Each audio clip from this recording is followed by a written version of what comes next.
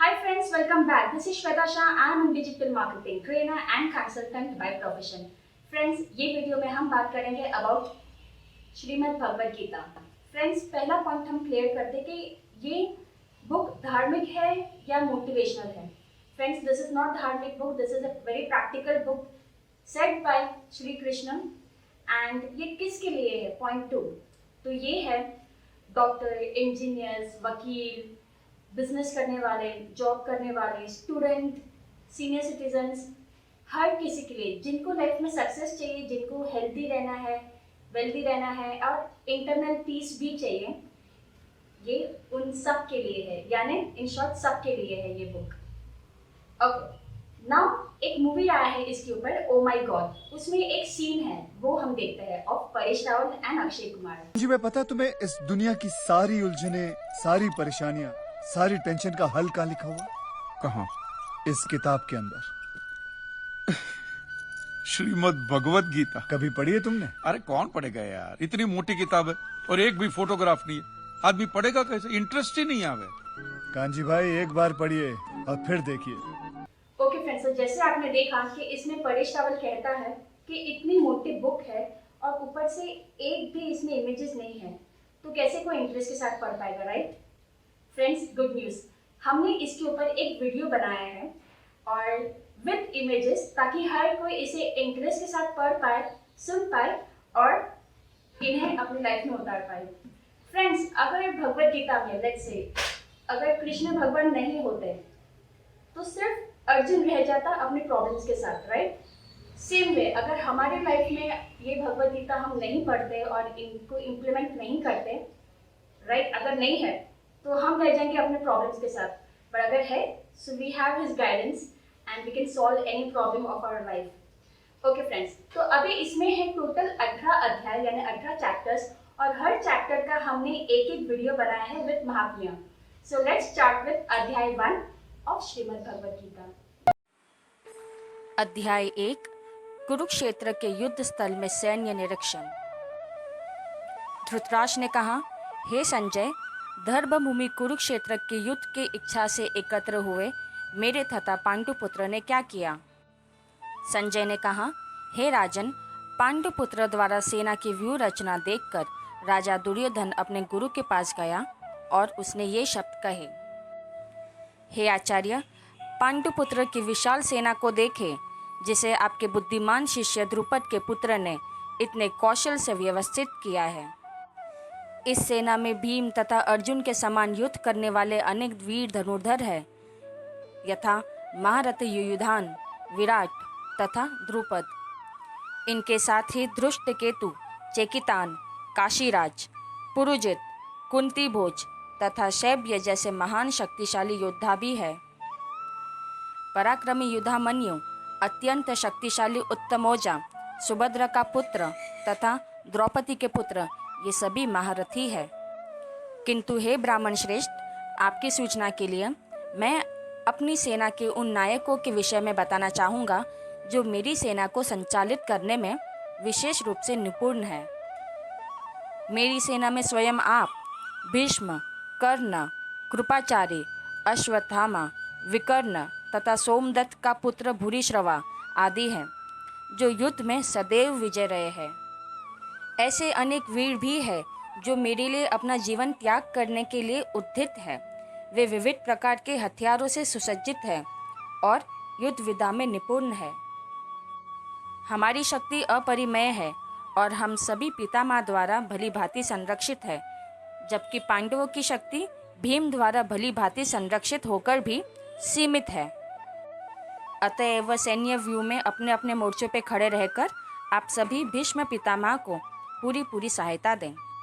तब कुरुवंशी के वयोवृद्ध परम प्रतापी एवं वृद्ध पितामह ने सिंह गर्जना की सी ध्वनि करने वाले अपने शंख को उच्च स्वर से बजाया, जिसे दुर्योधन को हर्ष हुआ। तत्पश्चात शंख, नगाड़े, बिगुल, तुरही तथा सिंह सहसा एक साथ बज उठे। वह संवेद स्वर अत्यंत कोलाहलपूर्ण था।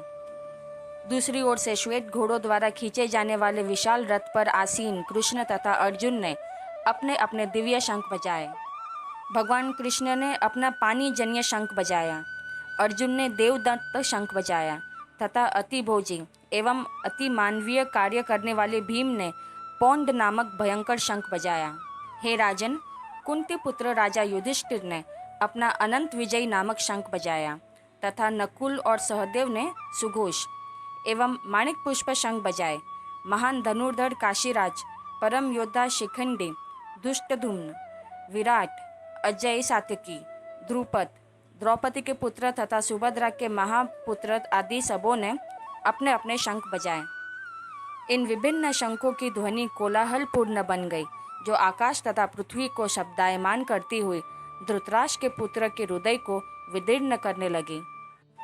उस समय हनुमान से अंकित ध्वजा लगे रथ पर आसीन पांडुपुत्र अर्जुन अपना धनुष उठाकर तीर चलाने के लिए उद्युक्त हुआ। हे राजन, धृतराष्ट्र के पुत्र को व्यूह रचना में देखकर अर्जुन ने श्री कृष्ण से ये वचन कहे। अर्जुन ने कहा, हे अच्युत, कृपा करके मेरा रथ दोनों सेनाओं के बीच ले चले, जिससे मैं यहाँ उपस्थित युद्ध की अभिलाषा रखने वालों को और शस्त्रों की इन महान परीक्षा में जिनसे मुझे संघर्ष करना है उन्हें देख सकूं। मुझे उन लोगों को देखने दीजिए जो यहाँ पर धृतराष्ट्र के दुर्बल पुत्र दुर्योधन को प्रसन्न करने की इच्छा से लड़ने के लिए आए हुए हैं। संजय ने कहा, हे भारतवंशी, अर्जुन द्वारा इस प्रकार संबोधित किए जाने पर भगवान कृष्ण ने दोनों दलों के बीच में उस उत्तम रथ को लाकर खड़ा कर दिया। भीष्म, द्रोण तथा विश्व भर के अन्य समस्त राजाओं के सामने भगवान ने कहा कि हे पार्थ, यहाँ पर एकत्र सारे कुरुओं को देखो।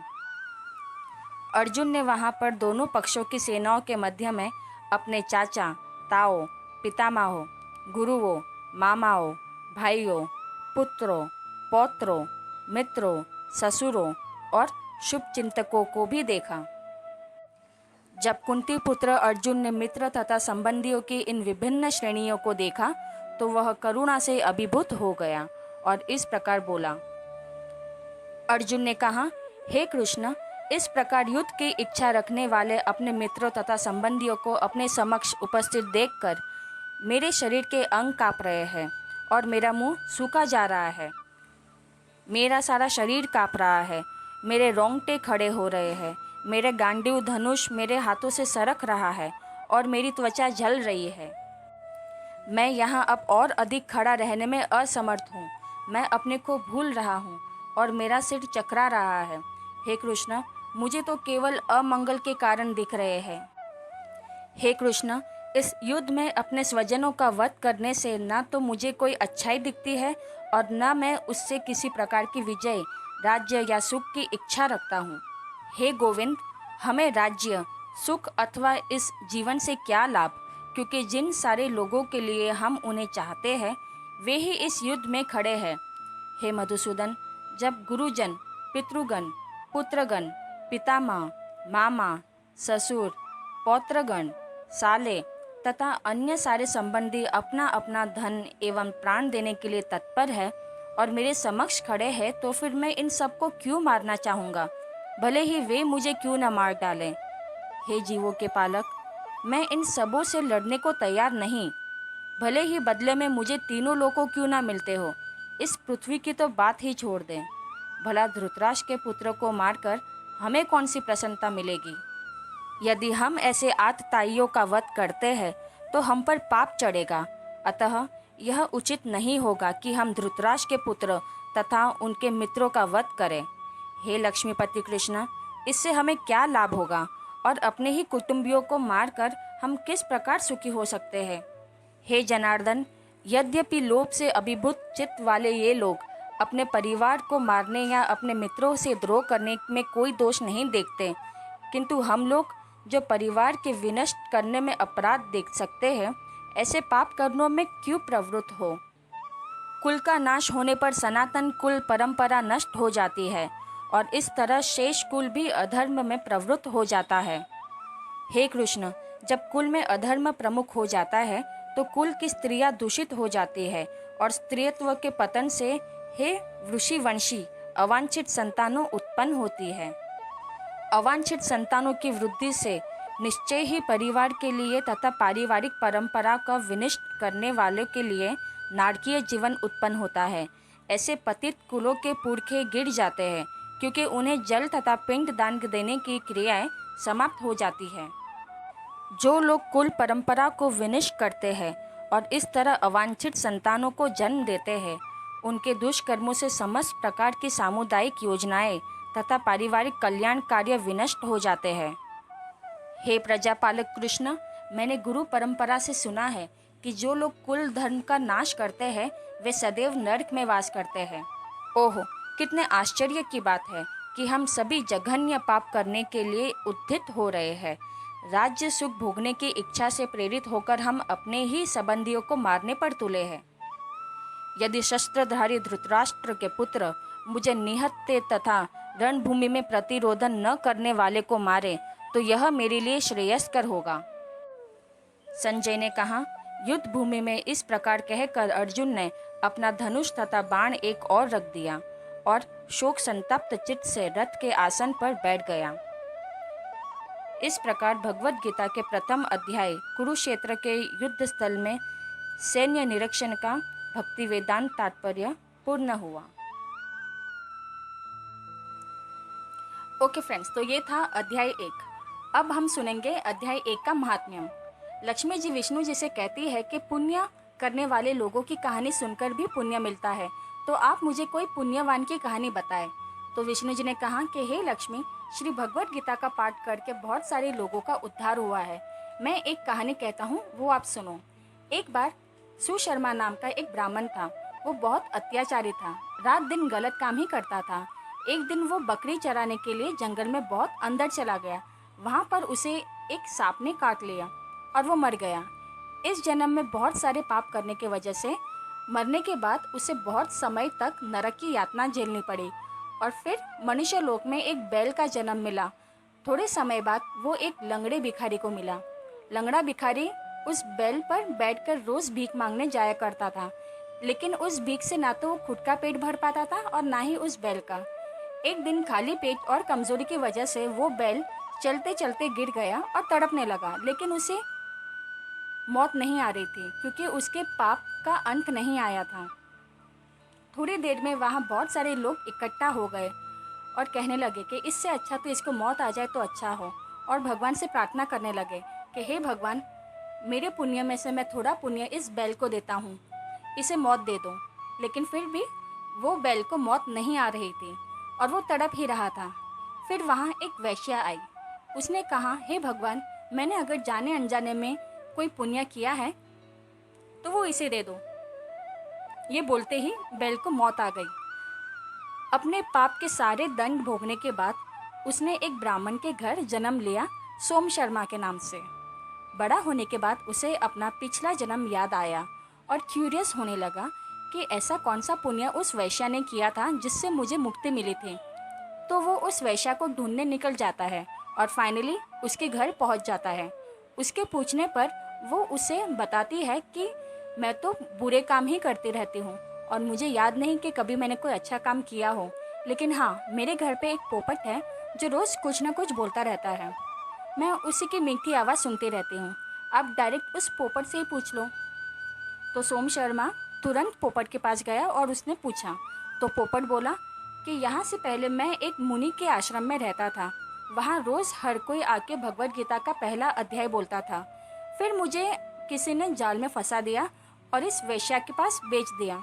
रोज़ भगवत गीता का पहला अध्याय सुन सुन के मुझे वो याद रह गया और मैं वही रोज़ बोलता रहता हूँ। ये दिन के बाद सोम शर्मा भी रोज़ ये पाठ करने लगा। लास्ट में विष्णु भगवान ने लक्ष्मी जी से कहा, हे देवी, भगवत गीता का पहला अध्याय के पुण्य के वजह से अंत में सोम शर्मा, वैश्या एंड पोपट तीनों को मरने के बाद वैकुंठ की प्राप्ति हुई। सो फ्रेंड्स, ये था अध्याय 1 विथ महात्म्यम। शेयर करें इस वीडियो को with your family and friends ताकि उन्हें भी इसका बेनिफिट मिले। Finally, thanks for watching.